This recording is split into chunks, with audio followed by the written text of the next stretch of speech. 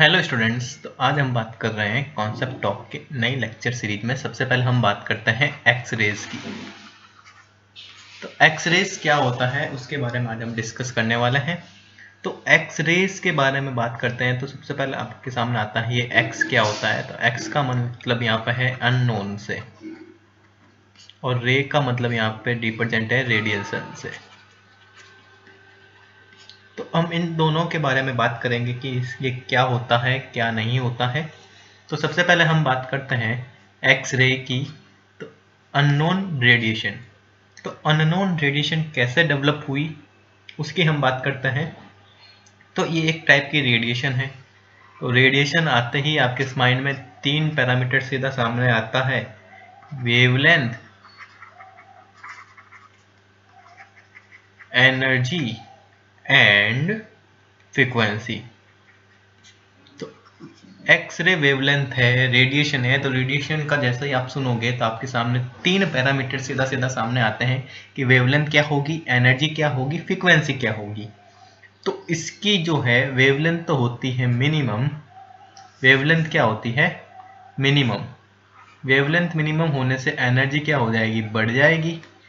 देखो, वेवलेंथ से बढ़ का रेसिप्रोकल आ जाएगा फ्रीक्वेंसी, और फ्रीक्वेंसी बढ़ेगी तो क्या बढ़ेगा? एनर्जी बढ़ेगी। ये तो बात हो गई एक्सरे के लिए। तो ये क्या होता है? Highly energetic. देखो, लो वेवलेंथ है तो एनर्जी क्या हो जाएगी? हाईली एनर्जेटिक रेडिएशन है। अब हाईली एनर्जेटिक है तो क्या होगा? हार्मफुल होगी, हार्मफुल फॉर बॉडी। ठीक है। और क्या होगा? डेंजर भी होती है। जैसे कि आपने हॉस्पिटल्स के अंदर एक्सरे में देखा होगा, इस टाइप का आइकन बना होता है, एक बहुत डेंजर लिखा होता है, डेंजर जोन। तो उसमें बहुत सारे प्रोटेक्शन भी यूज़ किए जाते हैं। जैसे कि आपने एक्सरे या टेक्नीशियन को भी देखा होगा कि प्रिकॉशंस यूज़ करते हैं। तो इसकी वेलोसिटी की बात करते हैं। तो वेलोसिटी क्या होती है? इसकी वेलोसिटी होती है लाइट की वेलोसिटी के इक्वल। लाइट की वेलोसिटी के क्या होगा? इक्वल। और लाइट की वेलोसिटी क्या होती है? 3 × 10⁸ मीटर पर सेकेंड। ठीक है। तो ये क्या होता है? बेसिकली फोटोन होते हैं अनचार्ज्ड। ठीक है, अनचार्ज्ड होता है, अनचार्ज्ड फोटोन। फोटोन की बात करेंगे तो फोटोन की बात आपने जैसे पढ़ा होगा कि एनर्जी इमिट फोटोन्स के रूप में होता है, क्वांटास होते हैं। तो वहीं से बात आती है फोटोन। और ये क्या होते हैं? अनचार्ज्ड फोटोन होते हैं। तो इनका डिफ्लेक्शन नहीं होता मैग्नेटिक और इलेक्ट्रिक फील्ड के अंदर। क्या नहीं होता? Deflection not possible in electric field as well as magnetic field. ठीक है, इलेक्ट्रिक फील्ड और मैग्नेटिक फील्ड। अब ये सब देखा तो ये कैसे प्रोड्यूस हुआ तो उसकी भी हम बात करेंगे। तो प्रोड्यूस किया, सबसे पहले हम उसकी बात कर लेते हैं कि किसने इसको डिस्क्राइब किया। तो डिस्क्राइब करने वाले हमारे पास साइंटिस्ट थे W.C. रॉन्गटेन। तो 1895 में इसको डिस्क्राइब किया। तो किसने किया? W.C. रॉन्गटेन ने 1895 के अंदर। अब कैसे किया वो हम बात करते हैं।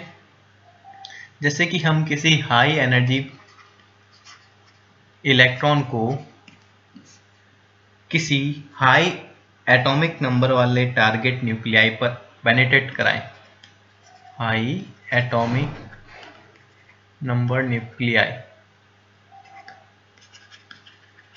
और पेनिट्रेट करवाएं या बम्बार्डमेंट करवाएं तो वहां से कुछ रेडिएशन इमिट होती है।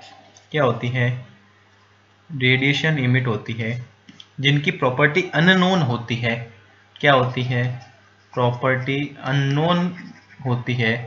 इस टाइप के अननोन प्रॉपर्टी वाली रेडिएशन को W.C. रॉन्गटेन ने नेम दिया एक्स रेज। क्या नाम दिया? X rays. ठीक है।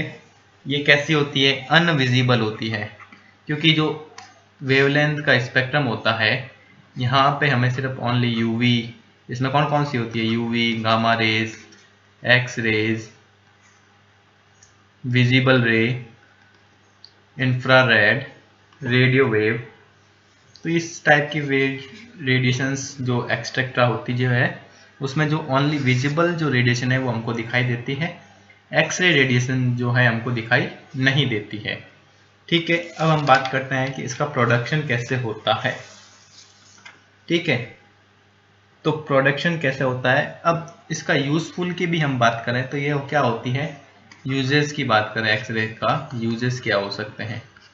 तो एक्सरेज के यूज क्या हो सकते हैं कि यूज होती है क्या है, हाई एनर्जी है, हाई एनर्जी, हाई एनर्जी है तो हाई पेनेट्रिंग पावर होगी, पेनेट्रेशन पावर हाई, ये पावर हाई है तो ये क्या करता है, हमारे बोन को भी पेनेट्रेट कर जाता है, जिससे हमारा कभी फ्रैक्चर वगैरह होता है तो डॉक्टर्स रिकमेंड करता है कि एक्सरे करवा लीजिए। इसके बाद इसका यूज़ होता है इंडस्ट्री में, कोई एरर फाइंड आउट करनी है तो वहाँ पे इसका यूज़ किया जाता है। अब बात करते हैं एक्सरे प्रोडक्शन की।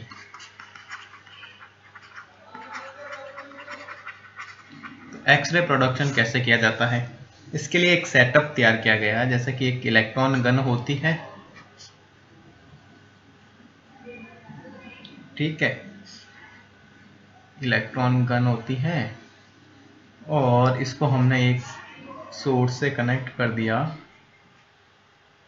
और यहाँ पे एक डिटेक्टर लगाया है। ठीक है, अब डिटेक्टर तो को ये हो गया एनोड और ये हो जाएगा आपका कैथोड।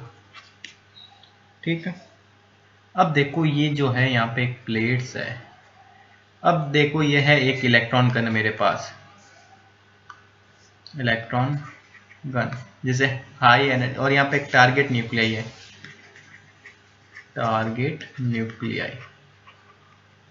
तो टारगेट न्यूक्लियाई है, यहाँ से सेटअप है, इस यहाँ से हम हाई एनर्जी के इलेक्ट्रॉन को करवाते हैं बम्बार्डमेंट, इस पे टारगेट न्यूक्लियाई पे। तो टारगेट न्यूक्लियाई पे करवाएंगे तो यहाँ से इलेक्ट्रॉन आएगा, यहाँ पे टारगेट करेगा। ठीक है, टारगेट क्यों करेगा, देखो ये जो हमने सेटअप किया ये कैथोड है और ये एनोड है, तो इलेक्ट्रॉन जाएगा एनोड की तरफ, तो यहाँ से क्या होगी, रेडिएशंस इमिट होगी। उन रेडिएशन को नाम दिया एक्स रेज। अब इस पूरे सेटअप को हम कहाँ रखते हैं, इस पूरे सेटअप को हम रखते हैं वैक्यूम के अंदर। किस में रखते हैं, वैक्यूम के अंदर। अब देखो वैक्यूम में रखेंगे, यहाँ से हाई एनर्जी है, हाई एनर्जी है तो हीट भी प्रोड्यूस होगी, तो हीट प्रोड्यूस होगी तो उसको कोल्ड करने के लिए, हम हीट रिमूव करने के लिए कोल्ड वाटर को यूज में लेते हैं। ठीक है, तो कोल्ड वाटर को हम क्या करते हैं, यहाँ पे यूज में लेते हैं। तो अभी तक आपने देखा कि यहाँ पे अपन क्या करते हैं, कोल्ड वाटर को क्या इसलिए यूज लेते हैं कि हीट रिमूव हो जाए। तो इस टाइप से हम क्या करते हैं कि एक्सरे का क्या करते हैं, प्रोडक्शन करते हैं। तो एक्सरे प्रोडक्शन होने के बाद हम उसकी आगे की बात करें कि देखो एक्सरे तो प्रोड्यूस हो गया, तो एक्सरे प्रोड्यूस हो गया तो उसका स्पेक्ट्रम कितने कैसा होगा और स्पेक्ट्रम के टाइप्स क्या होंगे उसकी हम यहाँ पे बात करेंगे। स्पेक्ट्रम यहाँ पे होते हैं 2 टाइप्स के। पहले स्पेक्ट्रम की बात करते हैं कि स्पेक्ट्रम कैसे कैसे होंगे। ठीक है, तो स्पेक्ट्रम, एक स्पेक्ट्रम हम बात करते हैं, स्पेक्ट्रम किस किस के में बीच रहे हैं, इंटेंसिटी और लैम्डा के बीच में। तो ये एक इस टाइप का स्पेक्ट्रम आपको देखने को मिलता है और यहाँ पे कुछ स्पाइक्स टाइप के आपको देखने को मिलते हैं। तो जैसे जैसे कि ये मान लो लैम्डा मिनिमम है, ठीक है, तो लैम्डा की बात करें, लैम्डा मिनिमम है, तो लैम्डा और इंटेंसिटी की हम बात करें तो ये जो ग्राफ शो हो रहा है, ये वाला जो ग्राफ शो हो रहा है ये राउंड फिगर के अंदर, ये तो है आपका कंटिन्यूस स्पेक्ट्रम, और जो स्पाइक्स जो शो हो रही है ये है कैरेक्टरिस्टिक्स स्पेक्ट्रम। अब ये कैसे होता है उसकी हम पहले डिटेल में बात करते हैं। तो सबसे पहले हम बात करते हैं कंटिन्यूस स्पेक्ट्रम।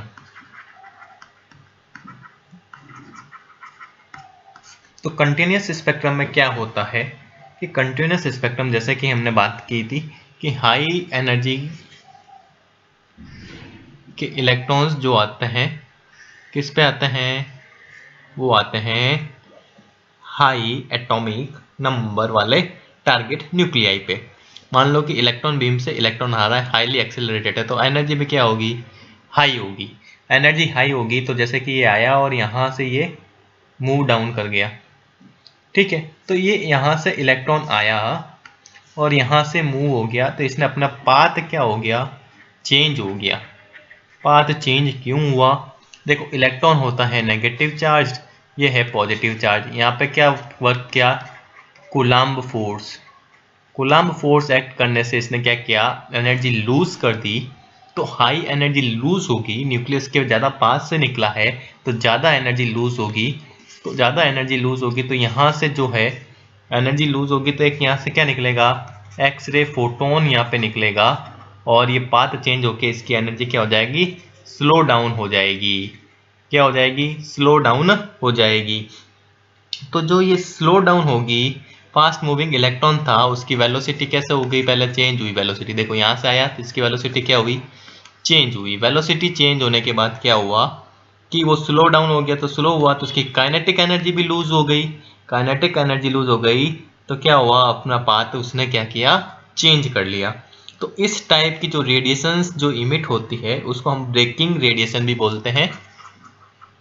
ब्रेकिंग रेडिएशन क्या है कि रेडिएशन इससे यहाँ ब्रेक हो रही है, और इस टाइप के जो प्रोसेस है, जो स्लो डाउन होने का प्रोसेस है, उसको ब्रैमस्टैंग, उसको क्या बोलते हैं, BREMST, ब्रैमस्टैंग, इसको ये नाम से भी जाना जाता है। तो जैसे जैसे देखो ये इसमें क्या हुआ, तो इसका ज़्यादा स्लो होगा, ये इस सेल के पास से जाता तो एक्सरे फोटोन की एनर्जी क्या होती, बढ़ जाती। जैसे जैसे ये सेल के ऊपर जाएगा तो इसके एनर्जी बढ़ती जाएगी, तो एनर्जी बढ़ती जाएगी, तो जैसे कि लैम्डा मिनिमम था तो ये एनर्जी बढ़ती जाएगी, तो ये वैल्यू ऐसे आपको मिलती जाएगी। तो ये वाला स्पेक्ट्रम आपको यहाँ पे वेरीफाई होता है, ठीक है। अब अगले स्पेक्ट्रम की हम बात करें तो सेकंड हमने पढ़ा था कैरेक्टरिस्टिक्स स्पेक्ट्रम। अब देखो कैरेक्टरिस्टिक्स से नाम आ जाता है कि कैरेक्टरिस्टिक्स क्या है, टारगेट न्यूक्लियाई की, उसकी हम यहाँ पे बात करते हैं। तो कैरेक्टरिस्टिक्स स्पेक्ट्रम में कैरेक्टरिस्टिक्स की बात करते हैं, जैसे कि ये के शेल होती है एक, जिसमें 2 इलेक्ट्रॉन है और ये न्यूक्लियस है, और ये एक मान लो एल सेल है, और एक ये एम शेल है, और एक ऐसे एन सेल होगी। यहाँ पे 2 इलेक्ट्रॉन होते हैं, जैसे कि टारगेट न्यूक्लियाई आया यहाँ पे, ठीक है, टारगेट न्यूक्लियाई आया और उसने इस इलेक्ट्रॉन को रिमूव कर दिया, ठीक है। जैसा कि आपको ये पहले ही पता होता कि 2, 8, 18 और 32 इलेक्ट्रॉन ऐसे फिल किए जाते हैं। तो यहाँ पे 2 इलेक्ट्रॉन फिल थे, हाई एनर्जी का इलेक्ट्रॉन आया, उसने एक इलेक्ट्रॉन को यहाँ से क्या कर दिया, रिमूव कर दिया। तो यहाँ पे एल शेल में 8 इलेक्ट्रॉन है, तो 8 इलेक्ट्रॉन में से एक इलेक्ट्रॉन इस वैकेंसी को फिल करेगा, तो उसको हम बोलेंगे के अल्फा। के एल शेल का एक इलेक्ट्रॉन के शेल की वैकेंसी को फिल कर रहा है तो उसको बोलते हैं के अल्फा। इफ एम शेल का इलेक्ट्रॉन उसको फिल करता उसको बोलते हैं के बीटा, और एन शेल को करता तो के गामा। तो इसी टाइप से एल से के में आया, एम से के में आया। यदि एफ एम से एल में आता तो एम, देखो फिर क्या होता, एल अल्फा, एल बीटा और एल गामा, फिर M alpha, M beta, M gamma. तो इस टाइप से जो रेडिएशन बनते, देखो ये इस टाइप से पीक्स बन रहे, तो उसकी बात की थी। तो ये मान लो ये के अल्फा, के बीटा और के गामा। तो ये 2 टाइप्स की कैरेक्टरिस्टिक्स स्पेक्ट्रम एक्सरे के देखने को जनरली मिलती है। तो इस वीडियो में यहाँ तक ही, आगे और ऐसे वीडियोस देखने के लिए हमारे चैनल को सब्सक्राइब करिए। तब तक के लिए धन्यवाद, थैंक यू सो मच।